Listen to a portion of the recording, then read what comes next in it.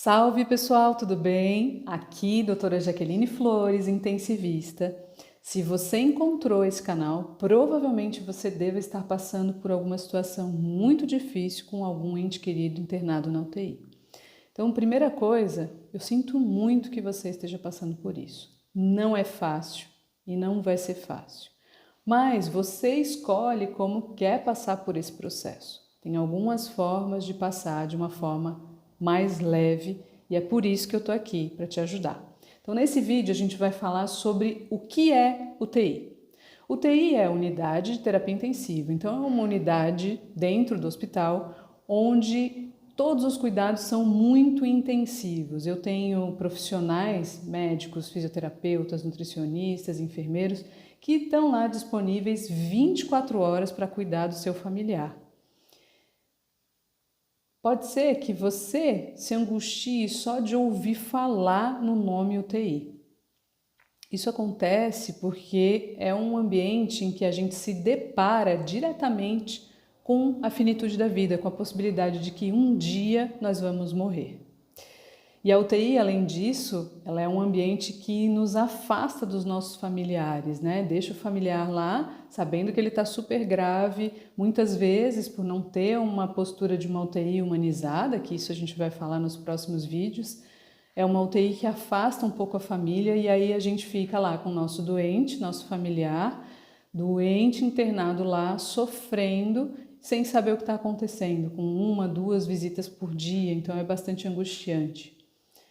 Se você está passando por isso, eu vou te contar um pouquinho melhor como funciona a UTI. Quando você for visitar o seu familiar, observe que tudo apita. E aí eu sei que os apitos normalmente geram muita angústia, porque a gente não conhece, então o desconhecido gera muita angústia.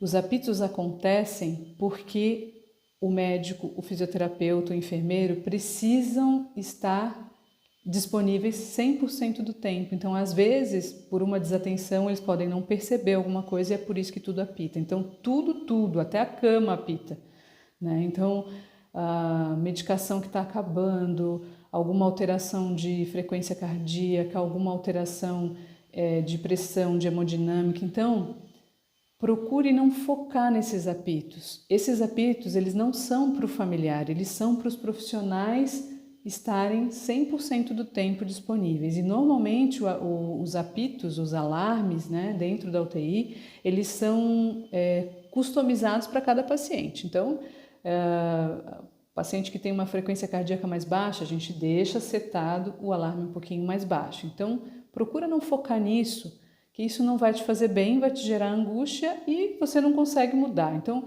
um conselho que eu te dou, já começando todo esse nosso vídeo, é o seguinte: para ajudar o seu familiar, para passar bem por esse processo, porque a internação na UTI é um processo, você precisa estar focado no que você tem controle. Primeira coisa, foca no que você tem controle. Então, o alarme, você não tem controle. Esquece do alarme. Procura focar no que está no seu controle. Aí você pode estar pensando, nossa, mas o que é que está no meu controle?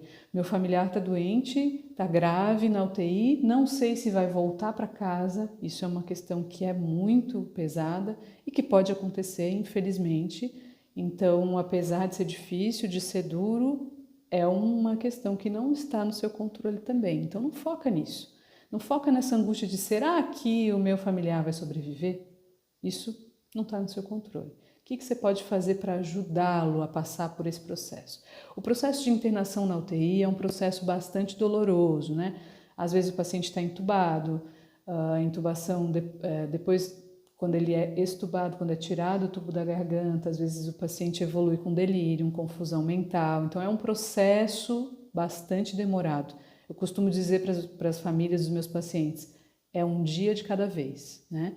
E às vezes a gente dá um passinho para frente e dá 2 para trás. Então é um processo demorado, vai depender muito do organismo do seu familiar, como vai ser a resposta dele ao tratamento, se ele vai ou não sobreviver. Mas o que eu posso te dizer é que a UTI tem toda a estrutura técnica, né, de profissionais, toda a estrutura física de equipamentos para que o seu familiar possa sobreviver a esse evento que levou ele a ser internado na UTI. Se acontecer de ele falecer, Isso é uma fatalidade, ele está em todo recurso. Então, de forma prática, eu separei 3 coisas que você precisa fazer para melhorar a sua passagem por esse processo e, ao mesmo tempo, ajudar o seu familiar se ele realmente for sobreviver à UTI. Primeira coisa, confie nos profissionais que estão cuidando do seu familiar. Essa é uma das coisas que não estão no controle, como a gente falou anteriormente. Então, a fé e o medo são faces opostas da mesma moeda. O medo é a gente pensar no imaginário, né? A gente pensar que uma coisa muito ruim pode acontecer. E a fé é a gente pensar que alguma coisa boa pode acontecer. Então são 2 faces da mesma moeda. Por isso, acredita que as coisas acontecem como elas precisam acontecer. Então, desfoca, busca neutralizar o medo e confia, acredita naquele profissional que está cuidando do seu familiar. Esse é o primeiro ponto. O segundo ponto é foque no que você pode fazer. Então, questão técnica você não pode resolver, então realmente precisa confiar em quem está cuidando do seu familiar. Mas tem uma coisa muito legal que você pode fazer e que vai te ajudar a passar um pouco por esse processo, reduzindo os níveis de estresse e de medo. E depois, se realmente o seu familiar sair da UTI, vai ajudá-lo também a construir a memória. Porque normalmente quando eles saem da UTI, eles saem muito confusos e fica um grande vazio. O que será que aconteceu lá quando eu estava na UTI? Então esse vazio ele pode ser preenchido de formas muito tóxicas e fazer muito mal e ser um grande gerador de estresse pós-traumático decorrente dessa internação na UTI. Então, o que você pode fazer para ajudar o seu familiar e para te ajudar também é fazer um diário da UTI.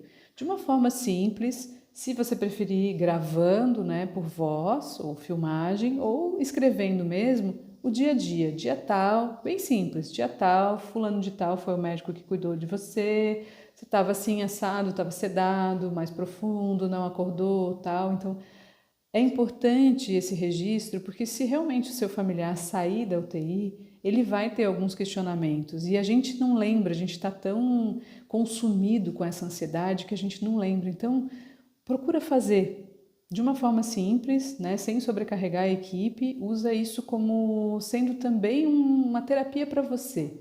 Prepara, escreve ou grava por escrito, escreve ou grava, registra, para que o seu familiar possa depois visualizar o que aconteceu com ele no tempo que ele teve na UTI. E aí, lembra também de colocar o que aconteceu fora da UTI, né? Ah, nasceu fulano, nasceu ciclano, ou tivemos alguma coisa importante da família, então isso também é importante, porque depois, quando ele sair da UTI, ele pode sair questionando, poxa, mas eu não lembro de tal coisa. Ah, você não lembra porque você estava internado na UTI, assim, assim, assim.